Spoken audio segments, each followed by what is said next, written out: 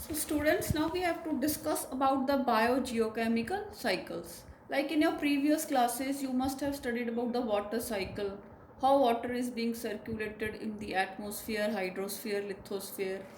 ਕਿਵੇਂ ਜਿਹੜਾ ਵਾਟਰ ਹੈ ਉਹਦੇ ਵੇਪਰਸ ਬਣ ਜਾਂਦੇ ਆ, ਟਰਾਂਸਪੀਰੇਸ਼ਨ ਹੋ ਜਾਂਦੀ ਹੈ, ਵੈਪੋਰੇਸ਼ਨ ਹੋ ਜਾਂਦੀ ਹੈ, it reaches in the atmosphere, cools down and falls in the form of a rain. ਤਾਂ ਵਾਟਰ ਸਰਕੂਲੇਟ ਕਰ ਰਿਹਾ ਇਨ ਦੀ ਡਿਫਰੈਂਟ ਸਫੀਅਰਸ। ਸਿਮਿਲਰਲੀ ਬੇਟਾ ਵੀ ਹੈਵ ਦ ਨਿਊਟਰੀਐਂਟਸ ਹੈ ਜਿਹੜੇ ਉਹ ਵੀ ਬਾਇਓਟਿਕ ਤੇ ਏਬਾਇਓਟਿਕ ਕੰਪੋਨੈਂਟਸ ਦੇ ਵਿੱਚ ਬਾਇਓਸਫੀਅਰ ਦੇ ਵਿੱਚ ਐਕਸਚੇਂਜ ਹੁੰਦੇ ਆ। ਤਾਂ how we can define the ਬਾਇਓਜੀਓਕੈਮੀਕਲ cycles? Exchange or circulation of biogenetic nutrients between biotic and abiotic components of the biosphere। ਤਾਂ ਬੇਟੇ ਹੁਣ ਜਿਹੜੇ ਬਾਇਓਜੈਨੇਟਿਕ ਨਿਊਟਰੀਐਂਟਸ ਹੈ, ਦੇ do not remain locked up in the body of the organism. ਆਪਾਂ ਕੀਤਾ they are released, ਠੀਕ ਹੈ, ਉਹ ਰਿਲੀਜ਼ ਹੋ ਜਾਂਦੇ ਹੈ ਜਦੋਂ ਡੈਥ ਹੋ ਜਾਂਦੀ ਹੈ। ਬੈਕਟੀਰੀਵੋਰਸ ਹੈ ਜਿਹੜੇ, they release those nutrients into the soil, ਠੀਕ ਹੈ। ਸੋ ਆਪਾਂ ਕਹਿ ਸਕਦੇ ਹਾਂ back into the non living world, ਠੀਕ ਹੈ, so that they can be used again and again. ਤਾਂ ਲਿਵਿੰਗ ਕੰਪੋਨੈਂਟਸ ਤੇ ਨੋਨ ਲਿਵਿੰਗ ਕੰਪੋਨੈਂਟਸ ਦੇ ਵਿੱਚ ਐਕਸਚੇਂਜ ਹੁੰਦੀ ਰਹਿੰਦੀ ਹੈ ਨਿਊਟਰੀਐਂਟਸ ਦੀ, and they are used again and again. ਤੇ ਫਿਰ ਬੇਟੇ ਜੇ ਆਪਾਂ ਗੱਲ ਕਰੀਏ, ਸਾਰੇ ਜਿਹੜੇ ਨਿਊਟਰੀਐਂਟਸ ਹੈ ਉਹ ਸਰਕੂਲੇਸ਼ਨ 'ਚ ਨਹੀਂ ਹੁੰਦੇ, they are note always in circulation. ਇਹ ਨਹੀਂ ਕਿ ਉਹ ਹਮੇਸ਼ਾ ਸਾਈਕਲ 'ਚ ਹੀ ਘੁੰਮ ਰਹੇ ਹੈ, ਠੀਕ ਹੈ। ਤਾਂ ਬੇਟੇ ਜਿਹੜੇ ਨਿਊਟਰੀਐਂਟਸ ਉਹ ਦੋ ਸਟੇਟਸ ਜਿਹੜੇ ਹੈਗੇ ਆ ਹੋ ਸਕਦੇ ਆ, ਜਾਂ ਤਾਂ ਰੈਜ਼ਰਵਾਇਰ ਪੂਲ ਜਾਂ ਸਾਈਕਲਿੰਗ ਪੂਲ। ਰੈਜ਼ਰਵਾਇਰ ਪੂਲ ਮਤਲਬ ਜਿੱਥੇ ਉਹ ਇਕੱਠੇ ਹੋਏ ਪਏ ਹੈ, ਜਿਹੜੇ ਹਜੇ ਫਿਲਹਾਲ ਵਰਤੋਂ ਵਿੱਚ ਨਹੀਂ, ਜਾਂ ਸਲੋਲੀ ਉਹ ਸਾਈਕਲਿਕ ਪੂਲ ਵੱਲ ਜਾਂਦੇ ਆ। ਸਾਈਕਲਿਕ ਪੂਲਸ ਆਪਾਂ ਕਹਾਂਗੇ ਜਿਹਦੇ ਵਿੱਚ ਜਿਹੜੇ ਹੈਗੇ ਐਕਸਚੇਂਜ ਹੋ ਰਹੀ ਹੈ ਕੰਪੋਨੈਂਟਸ ਦੀ, ਬਾਇਓਟਿਕ ਤੇ ਲਿਵਿੰਗ ਤੇ ਨੋਨ ਲਿਵਿੰਗ ਦੇ ਵਿੱਚ ਨਿਊਟਰੀਐਂਟਸ ਦਾ ਐਕਸਚੇਂਜ ਹੋ ਰਿਹਾ। So let's talk about the reservoir pool and the cycling pool. Reservoir pool 'ਚ ਬੇਟੇ ਆਪਾਂ ਕਹਾਂਗੇ it is the reservoir of biogenetic nutrients from which they are very slowly transferred to the cycling pool। ਠੀਕ ਹੈ ਵੀ ਇਹ ਇੱਕ ਇੱਥੇ ਮਤਲਬ ਸਾਰੇ ਇਕੱਠੇ ਹੋਏ ਆ ਜਿਹੜੇ ਨਿਊਟਰੀਐਂਟਸ ਹੈ, ਐਂਡ ਉੱਥੋਂ ਸਲੋਲੀ ਇਹ ਅੱਗੇ ਟਰਾਂਸਫਰ ਹੁੰਦੇ ਆ ਵਰਤੋਂ ਲਈ। ਜਿਵੇਂ ਆਪਾਂ ਕਹਿ ਸਕਦੇ ਹਾਂ nitrogen gas of the atmosphere 'ਚ ਜਿਹੜੀ ਨਾਈਟ੍ਰੋਜਨ ਪਈ ਇਟ ਇਜ਼ ਅ ਰੈਜ਼ਰਵਾਇਰ। ਉੱਥੋਂ ਹੌਲੀ it is being fixed and it is being used by the plants. ਜਾਂ ਆਪਾਂ ਕਹਿ ਸਕਦੇ ਹਾਂ ਜਿਹੜੇ ਮਤਲਬ ਰੌਕਸ ਦੇ ਵਿੱਚ ਜਿਹੜੇ ਫੋਸਫੇਟਸ ਪਏ ਹੈ, ਜਦੋਂ ਰੌਕਸ ਹੌਲੀ ਟੁੱਟਣਗੇ ਤਾਂ ਜਿਹੜੇ ਰੌਕਸ ਹੈ they are the reservoir pool of the phosphates. ਤਾਂ ਹੌਲੀ ਫੋਸਫੇਟਸ ਰਿਲੀਜ਼ ਹੋਣਗੇ and they will come in the cycling pool. Second we have the cycling pool. ਇਹਦੇ ਵਿੱਚ ਕੀ ਹੈ ਬੇਟੇ, pool of biogenetic nutrients which are repeatedly exchanged between the biotic and abiotic components of the biosphere. ਇਹ cyclic pool ਉਹ ਹੈ ਜਿਹੜੇ nutrients living ਤੇ ਨੋਨ ਲਿਵਿੰਗ ਕੰਪੋਨੈਂਟਸ ਦੇ ਵਿੱਚ ਲਗਾਤਾਰ ਐਕਸਚੇਂਜ ਹੋ ਰਹੇ ਹੈ, ਠੀਕ ਹੈ। ਰੈਜ਼ਰਵਾਇਰ ਮਤਲਬ ਜਿੱਥੇ ਇਕੱਠੇ ਹੋਏ ਪਏ ਹੈ ਤੇ ਹੌਲੀ ਸਾਈਕਲਿਕ ਪੂਲ 'ਚ ਆਉਂਦੇ ਆ। ਸਾਈਕਲਿਕ ਮੀਨਸ ਉਹ ਵਾਲੇ ਨਿਊਟਰੀਐਂਟਸ ਜਿਹੜੇ ਐਕਸਚੇਂਜ ਹੋ ਰਹੇ ਆ between biotic and abiotic components of the biosphere। Next we have to talk about the types of the biogeochemical cycles। The biogeochemical cycles are of two types, gaseous cycles and sedimentary cycles। ਜਿਹੜੀਆਂ ਬੇਟੇ gases ਹੈ ਜਿੰਨੀਆਂ ਵੀ, they are all considered under gaseous cycles। Example carbon, hydrogen, oxygen, nitrogen, all these cycles and all these gases they are considered under gaseous cycles। ਜਿੰਨੇ ਵੀ ਇਹਨਾਂ ਦੇ ਗੈਸੀਅਸ cycle ਦੇ ਵਿੱਚ ਜਿੰਨੇ ਵੀ ਮਟੀਰੀਅਲਸ ਇਨਵੋਲਵ ਹੋਣਗੇ, ਐਕਸਚੇਂਜ ਹੋਣਗੇ, ਦੇ ਆਰ ਆਲ ਗੈਸਿਸ।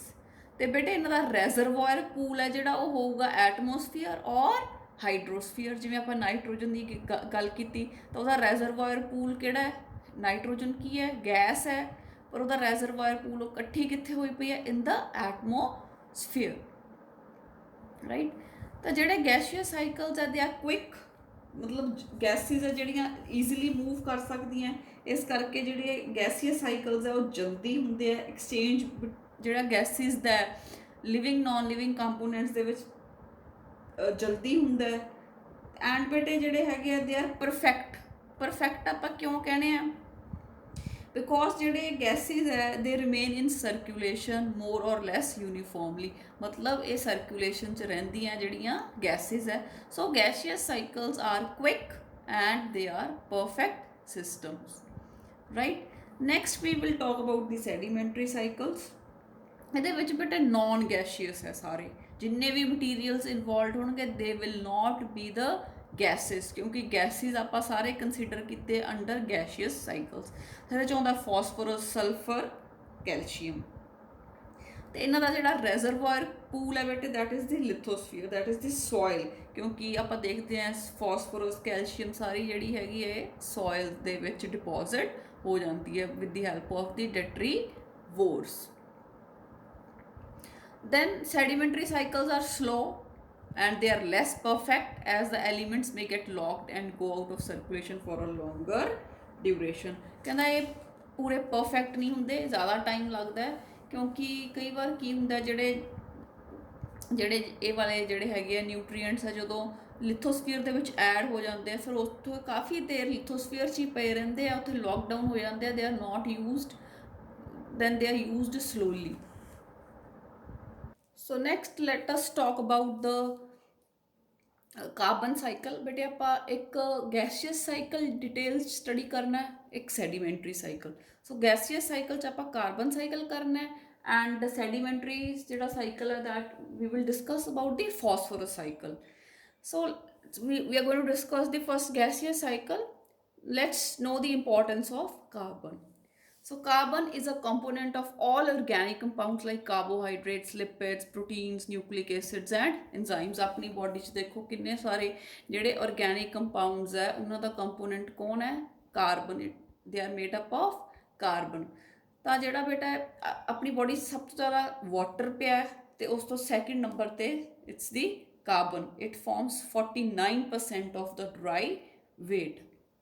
ਤੇ बेटे 71% of the ਜਿਹੜੀ total global carbon है, it is found dissolved in oceans, in the like dissolved carbon, right। next we come sources of carbon। carbon dioxide ਕਿੱਥੇ ਕਿੱਥੇ ਪਈ ਹੈ? so first is it is present in the atmosphere। second is it is present in the form of carbon dioxide or carbonic acid or bicarbonates in water, dissolve hui pai hai। next it is found in the fossil fuels like coal, petroleum and natural gas। तो ये सारे किथे पे? in the lithosphere, under the soil, in the under the earth। then we have carbonates and graphite, it is also present in the rocks, so it is also present in the lithosphere। तो ਜਿਹੜੀ carbon ਹੈ ਬੇਟੇ, it's present in the atmosphere, it is present in the hydrosphere, in the water as well, it is present in the lithosphere, right। ਫਿਰ ਬੇਟੇ ਦੋ ਚੀਜ਼ਾਂ ਜਿਹੜੀਆਂ ਯਾਦ ਰੱਖਣੀਆਂ ਹੁੰਦੀਆਂ, that is ਇੱਕ ਤਾਂ ਆਪਾਂ ਕੀਤਾ ਰੈਜ਼ਰਵਾਇਰ ਪੂਲ, ਇੱਕ ਆਪਾਂ ਕੀਤਾ ਸਾਈਕਲਿੰਗ ਪੂਲ। ਤਾਂ ਕਾਰਬਨ ਦਾ ਰੈਜ਼ਰਵਾਇਰ ਪੂਲ ਕਿਹੜਾ ਹੈ? ਲਿਥੋਸਫੀਅਰ। ਤੇ ਸਾਈਕਲਿੰਗ ਪੂਲ ਕਿਹੜਾ ਹੈ? atmosphere, right।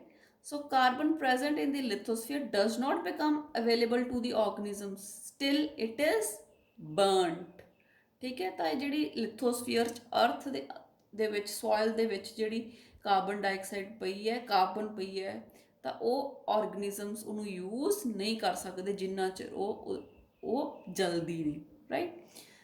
then carbon present in the hydrosphere and atmosphere is used by the producers during photosynthesis। ਜਦੋਂ ਪ੍ਰਕਾਸ਼ ਸੰਸਲੇਸ਼ਨ ਹੁੰਦਾ ਹੈ ਤਾਂ ਜਿਹੜੇ ਪਾਣੀ ਦੇ ਵਿੱਚ ਜੀਵ ਹੈ ਉਹ ਡਿਜ਼ੋਲਵਡ ਜਿਹੜੀ ਕਾਰਬਨ ਹੈ ਉਹਨੂੰ ਵੀ ਯੂਜ਼ ਕਰ ਲੈਂਦੇ ਆ, ਤੇ ਜਿਹੜੇ ਟੈਰੈਸਟਰੀਅਲ ਐਨੀਮਲ ਪਲਾਂਟਸ ਹੈ ਉਹ ਐਟਮੋਸਫੀਅਰ ਜਿਹੜੀ ਕਾਰਬਨ ਪਈ ਹੈ ਉਹਨੂੰ ਯੂਜ਼ ਕਰ ਲੈਂਦੇ ਆ S carbon dioxide, and then they go for photosynthesis and this is how food is prepared by these producers। ਤੇ producers ਨੂੰ ਵੀ ਬੜੇ ਸਾਰਿਆਂ ਨੇ ਖਾਣਾ ਹੈ, producers ਹੀ ਜਿਹੜੇ ਫੂਡ ਚੇਨ ਦੇ ਟ੍ਰੋਫਿਕ ਲੈਵਲ 1 ਤੇ ਪਏ ਹੈ।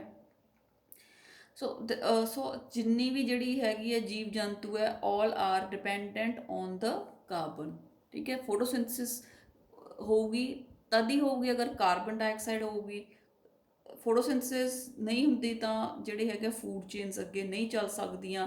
ਹਰਬੀਵੋਰਸ, ਕਾਰਨੀਵੋਰਸ, ਡੀਕੰਪੋਜ਼ਰਸ ਜਿਹੜੇ ਸਾਰੇ ਪ੍ਰੋਡਿਊਸਰਸ 'ਤੇ ਡਿਪੈਂਡੈਂਟ ਹੈ, ਬਿਕੋਜ਼ ਪ੍ਰੋਡਿਊਸਰਸ ਦੇ ਆਰ ਦੀ ਆਟੋਟ੍ਰੋਫਸ, ਉਹ ਫੋਟੋਸਿੰਥਸਿਸ ਨਾਲ ਆਪਣਾ ਫੂਡ ਬਣਾ ਸਕਦੇ।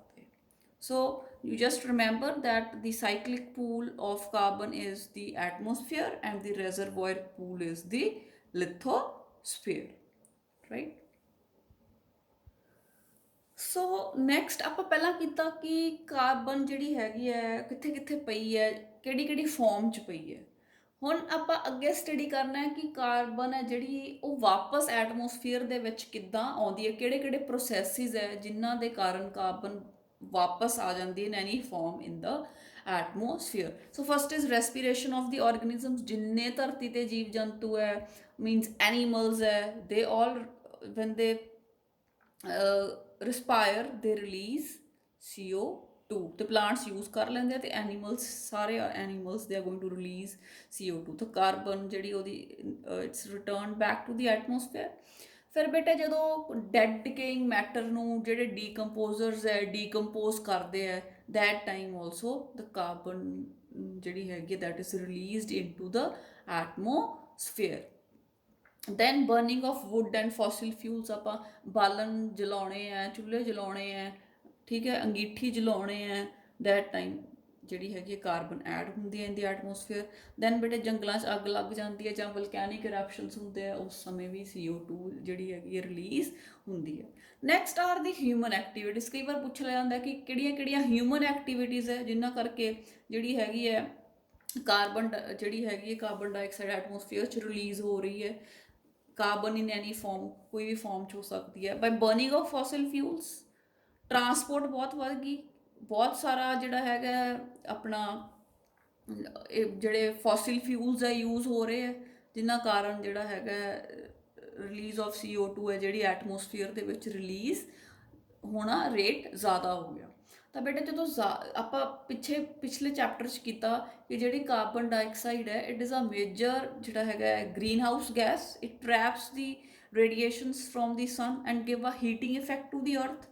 ਹੁਣ ਜਦੋਂ ਕਾਰਬਨ ਡਾਈਆਕਸਾਈਡ ਦਾ ਜਿਹੜਾ ਲੈਵਲ ਸੀ ਨੋਰਮਲ ਨਾਲੋਂ ਐਟਮੋਸਫੀਅਰ ਦੇ ਵਿੱਚ ਵਧੂਗਾ ਤਾਂ ਉਹ ਜ਼ਿਆਦਾ ਹੀਟ ਅਬਜ਼ੌਰਬ ਕਰੂਗੀ, ਜ਼ਿਆਦਾ ਹੀਟ ਅਬਜ਼ੌਰਬ ਕਰੂਗੀ ਮੀਨਸ ਅਰਥ ਦਾ ਜਿਹੜਾ ਮੀਨ ਟੈਂਪਰੇਚਰ ਹੈ ਉਹ ਰਾਈਜ਼ ਕਰੂਗਾ, which is called as global warming. ਤਾਂ ਹਿਊਮਨ ਦੀਆਂ ਐਕਟੀਵਿਟੀਜ਼ ਹੈ ਜਿਹੜੀਆਂ ਉਹਨਾਂ ਦੇ ਨਾਲ ਕਾਰਬਨ ਡਾਈਆਕਸਾਈਡ ਜ਼ਿਆਦਾ ਰਿਲੀਜ਼ ਹੋ ਰਹੀ ਹੈ ਇਨ ਟੂ ਦੀ ਐਟਮੋਸਫੇਅਰ, ਜਿਹਦੇ ਕਾਰਨ ਗਲੋਬਲ ਵਾਰਮਿੰਗ ਹੈ ਜਿਹੜੀ ਉਹ ਵੱਧ ਰਹੀ ਹੈ, because CO2 is a greenhouse gas, right? तो बेटे एग्जाम्स कई बार पूछ लिया जाता है कि we have to draw the carbon cycle and then we have to explain it, how you will do it. So first of all ਜਿਹੜੀ ਸਭ ਤੋਂ ਜ਼ਿਆਦਾ ਇੰਪੋਰਟੈਂਟ ਚੀਜ਼ ਆਪਾਂ ਰਿਮੈਂਬਰ ਕਰਨੀ ਹੁੰਦੀ ਹੈ that is the we can say ਕਿ ਕਾਰਬਨ ਡਾਈਆਕਸਾਈਡ ਜਿਹੜੀ ਹੈਗੀ ਹੈ ਉਹ ਕਿੱਥੇ ਪਈ ਹੈ, ਤਾਂ we will say it is in the atmosphere। ਜਿਹੜਾ ਇਹਦਾ ਕਿੱਥੇ ਪਿਆ ਭੰਡਾਰ ਇਨ ਦ ਐਟਮੋਸਫੀਅਰ।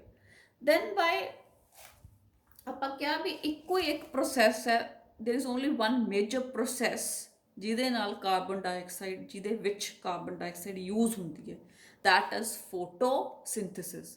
ਫੋਟੋਸਿੰਥੇਸਿਸ ਲੈਂਡ 'ਤੇ ਵੀ ਹੋ ਰਹੀ ਹੈ, ਟੈਰੇਸਟਰੀਅਲ ਫੂਡ ਚੇਨਸ ਜਿਹੜੇ ਪਲਾਂਟਸ ਹੈ they are using the carbon dioxide during photosynthesis. ਤੇ ਪਾਣੀ ਦੇ ਵਿੱਚ ਬੇਟੇ ਜਿਹੜੇ ਆਪਾਂ ਕੀਤੇ ਆ ਫਾਈਟੋਪਲੈਂਕਟਨਸ ਦੇ use photosynthesis and they prepare food, ਫਿਰ ਹੀ ਪਾਣੀ 'ਚ ਫੂਡ ਚੇਨ ਚੱਲਦੀਆਂ, right. Then what happens when the aquatic ਜਿਹੜੇ organisms ਹੈ they die, ਜਿਹੜੇ ਉਹਨਾਂ ਦੇ ਜਿਹੜਾ ਡੈਟਰਾਈਟਸ ਹੁੰਦਾ, ਜਿਹੜੇ ਉਹਨਾਂ ਦੇ ਕੰਪੋਨੈਂਟਸ ਹੁੰਦੇ ਆ, ਉਹਨਾਂ ਨੂੰ ਜਿਹੜੇ ਡੀਕੰਪੋਜ਼ਰਸ ਹੈ, ਠੀਕ ਹੈ, they decompose it and they form the calcareous sediments, ਤੇ ਉਹ ਜਿਹੜਾ ਹੈਗਾ ਵਾਟਰ ਬੋਡੀ ਦੇ ਨੀਚੇ ਹੀ ਬੈਠ ਜਾਂਦੇ ਆ।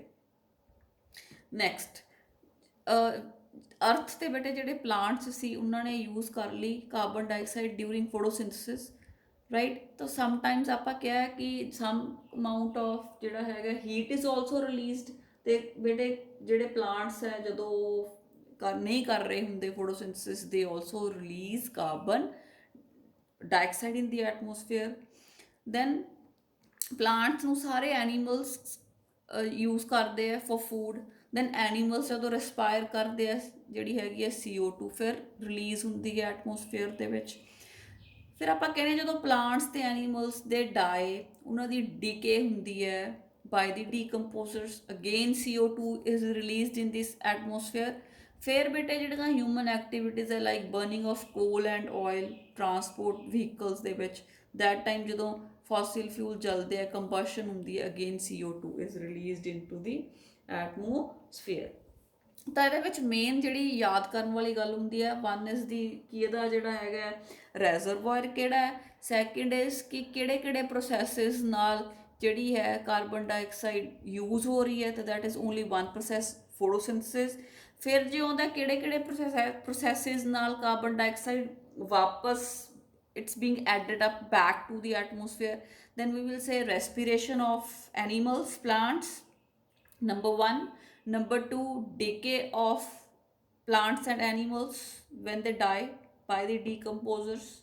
number 3 we can say the burning of coal and oil and number 4 we can say forest fires and volcanic eruptions these are the natural calamities so this is how you are going to explain the carbon cycle just explain how carbon dioxide is being used and how it is being released into the atmosphere and this we can say it is circulating in the form of a cycle so we call it as carbon cycle so next we have to talk about a sedimentary cycle and the example is of the phosphorus cycle let's first talk about the importance of phosphorus phosphorus अपने body ਦੇ ਅੰਦਰ ਕਿੱਥੇ ਕਿੱਥੇ ਪਿਆ ਵੀ in the nucleic acids DNA RNA biomembranes ਆਪਾਂ ਕੀਤਾ ਜਦੋਂ ਵੀ ਆਪਾਂ fluid mosaic model ਕੀਤਾ we discussed and as phospholipids cellular transfer system as ATP adenosine triphosphate body structures as shells bones and